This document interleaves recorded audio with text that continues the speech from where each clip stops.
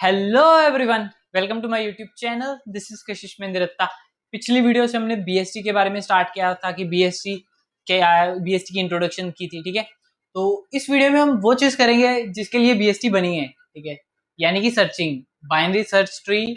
Searching में काम नहीं आएगी, कहाँ काम आएगी। ठीक है? तो सबसे इंपॉर्टेंट चीज है सर्चिंग बाइनरी ट्री में। ठीक है, तो हम इसमें सीखेंगे कि बाइनरी सर्च ट्री में सर्च कैसे करते हैं। ठीक है, तो सबसे पहले मैं आपको बताऊंगा कि मैंने ट्रीज की प्लेलिस्ट में हर क्वेश्चन को इस 4 पॉइंट से सॉल्व किया था। ठीक है, ये चीज क्या है कि जैसे अपना फंडा होता है ना कि मतलब क्वेश्चन सोल्व करने का फंडा क्या है। ठीक है, तो मैं ये अपनाता हूँ। ठीक है, तो अगर आप भी ऐसे अपनाओगे तो काफी आसान हो जाएगा। ठीक है, तो आपको करना क्या है, आपको कोई भी क्वेश्चन है बीएसटी का, आपको ये नहीं सोचना कि बीएसटी कैसा है, मतलब पूरे ट्री के बारे में सोचना ही नहीं है कभी। ठीक है, एक नोड लो, उस पर ये 4 चीजें अप्लाई करो, क्वेश्चन डन। तो सबसे पहली चीज है डिसीजन एट ए नोड। मैं आपको एग्जांपल से कराऊंगा। ठीक है, सर्चिंग इन बीएसटी में से। ठीक है, मान लो कि मेरे को सर्च करना है एक्स, मैं जनरल केस बना रहा हूँ। ठीक है, तो एक्स लिख रहा हूँ। ठीक है, मेरे को सर्च करना है एक्स इन दिस बीएसटी। ठीक है, तो सबसे पहले मेरे को क्या डिसीजन लेना है। ठीक है, तो सबसे पहले मैं एक्स को 100 के साथ कंपेयर करूंगा। ठीक है, तो मैं सबसे पहले क्या करूंगा, नोड पे क्या डिसीजन लेना है। ये मेरा नोड है। ठीक है, ये मेरा लेफ्ट सब ट्री है, ये मेरा राइट सब ट्री है। सिर्फ एक नोड के बारे में सोचना है एट ए टाइम। ये मेरा लेफ्ट सब ट्री है, ये मेरा राइट सब ट्री है। ठीक है, अब इस नोड पे मेरे को क्या क्या डिसीजंस लेने हैं। ठीक है, सबसे पहले तो इसकी कुछ वैल्यू होगी। ठीक है, अब क्या है कि अगर x की वैल्यू इसके इक्वल है, मतलब x इक्वल टू 100 होता अगर, तो मैच हो जाता। तो मेरे पास पहली कंडीशन क्या बनती, मतलब पहला डिसीजन मेरे पे क्या बनता कि if value equals to x then return true. ठीक है, तो ये मेरे को डिसीजन का ये पहला पार्ट था कि मेरे को क्या डिसीजन लेना है। ठीक है, तो अगर x इससे छोटा होता तो मेरे को क्या डिसीजन लेना होता है। ठीक है, तो अगर मेरे को जो एलिमेंट सर्च करना है वो छोटा है, तो वो राइट साइड पे बीएसटी के क्या बड़े एलिमेंट्स होते हैं, 100 से बड़े हैं। तो अगर x 100 से छोटा है तो ये तो पक्का है कि वो लेफ्ट साइड एग्जिस्ट करेगा। ठीक है, तो क्या करेंगे, अगर छोटा है, if x is less than value, then we go to the left sub tree. ठीक है, फिर then the problem reduces from this tree to finding x in only this sub tree। ठीक है, फिर लेफ्ट सब ट्री में हम जाएंगे। ठीक है, अगर x बड़ा है वैल्यू से, तो हम जैसे इसमें लेफ्ट पे गए थे, तो अगर बड़ा है तो हम राइट पे जाएंगे। ठीक है, तो राइट सब ट्री। ये तो हो गया मेरा डिसीजन एट ए नोड। ठीक है, अब सेकंड चीज पे चलते हैं, बेस कंडीशन। बेस कंडीशन क्या होती है कि कभी जैसे इधर है 60 है, 60 आ गया, मेरे को सर्च करना था, कुछ भी लगा लो, मतलब 61 सर्च करना था, तो इस पोजीशन से ना इसके लेफ्ट पे है ना राइट पे है। ठीक है, तो मेरे को क्या करना था, रिटर्न करना था, कुछ नहीं करना था। ठीक है, तो मैं मतलब क्या है कि मैं 60 के राइट पे गया, 60 के राइट पे कुछ नहीं है, कुछ नहीं है तो करना भी कुछ नहीं है। मतलब इफ यू इनकाउंटर ए नल, ठीक है, वो सिंपली रिटर्न द कंट्रोल। ठीक है, मतलब तो बेस कंडीशन क्या बनी, इफ नोड डजंट एग्जिस्ट। ठीक है, मैं इसके राइट पे गया, इसका राइट एग्जिस्ट ही नहीं करता, तो मैं वापस 60 पे आ जाऊंगा। ठीक है, तो क्या है कि if okay node doesn't exist, if root doesn't exist, then simply return. ठीक है, रिटर्न क्या आएगी, अब ये कंडीशन कैसे आएगी। ठीक है, मैं 60 के राइट पे कब जाऊंगा, जब मेरे को बीएसटी में अभी तक एलिमेंट फाइंड नहीं होगा।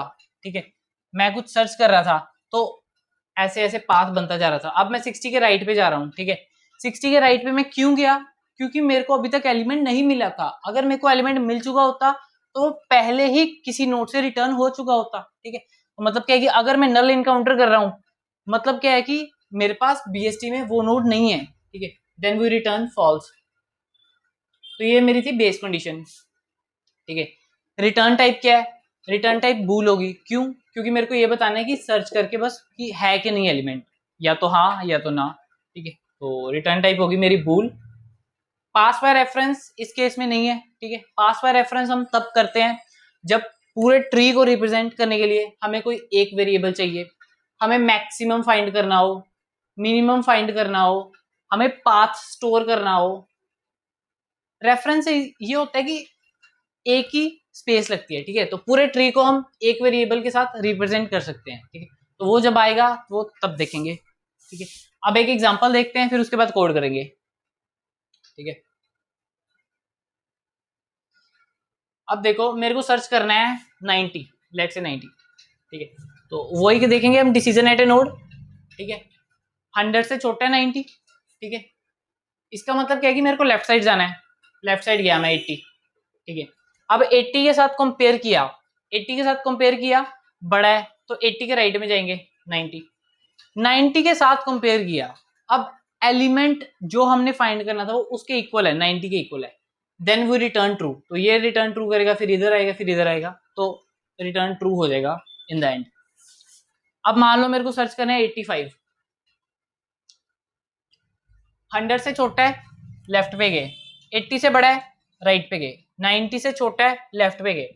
अब देखो मैं लेफ्ट पे आ गया, मतलब क्या है कि मेरे को एलिमेंट नहीं मिलता था, एलिमेंट की खोज में मैं लेफ्ट में आ गया, बट एलिमेंट मेरे को फिर भी नहीं मिला। तो इसका मतलब क्या है कि एलिमेंट एग्जिस्ट ही नहीं करता, एलिमेंट एग्जिस्ट नहीं करता, तो I will return false from there, ठीक है। तो ये था कि कैसे आपको डिसीजन लेना है, ठीक है। अब मैं इसको कोड करके बताता हूँ। जो ये मेरी प्लेलिस्ट पहली बार देख रहे हैं उनको मैं ये कहना चाहता हूँ कि मैं वीडियो में साथ साथ कोड इसीलिए नहीं करता कि आप उसे कोड को देख के मतलब वही कोड लिख दो, ठीक है। कई बार हो सकता है कि जो मैं कोड लिखूं वो ना चले, क्यों? क्योंकि मैं बोर्ड पे लिख रहा हूँ तो एक आधी लाइन इधर उधर हो सकती है, ठीक है। तो मैं इसलिए लिखता हूँ ताकि आप समझो कि कैसे मैंने डिसीजन लिया और उस डिसीजन से मैं कोड तक कैसे पहुंच रहा हूँ, ठीक है।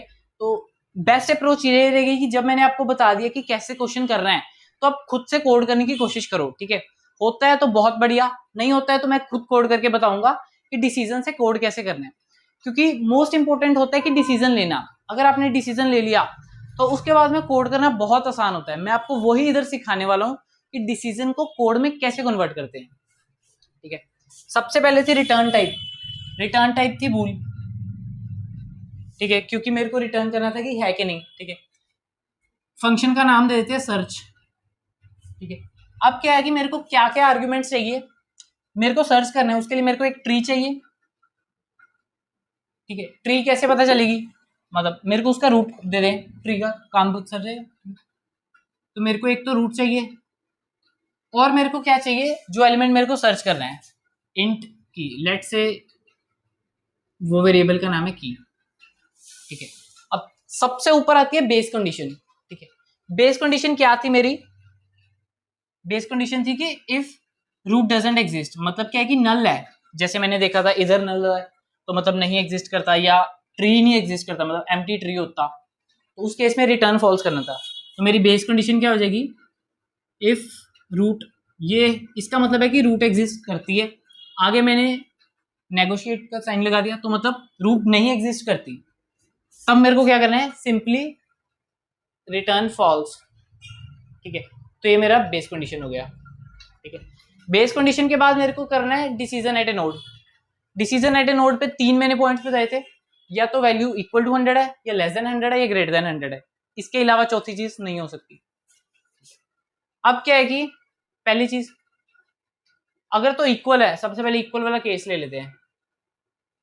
If the value of root equals to key, अगर तो मिल गया है देन वी रिटर्न ट्रू,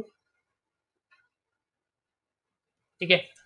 अब बाकी के दो केस क्या थे कि की वैल्यू ग्रेटर देन हो सकती है root the data of root,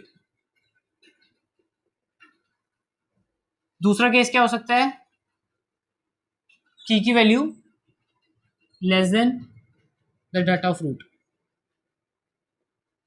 ठीक है। अगर तो ग्रेटर देन है तो मेरे को क्या करना था कि राइट में सर्च करना था, जैसे मेरे को फाइंड करना होता 105, मेरे को क्या करना था, सिर्फ राइट में सर्च करना था। मतलब क्या है कि मेरी ये प्रॉब्लम रिड्यूसेस टू सिर्फ ये वाली, इसका मतलब क्या है कि सिर्फ मेरी ये प्रॉब्लम है कि मेरे को ये ट्री दे रखा है, मेरे को उसमें से 105 फाइंड करना है, ठीक है।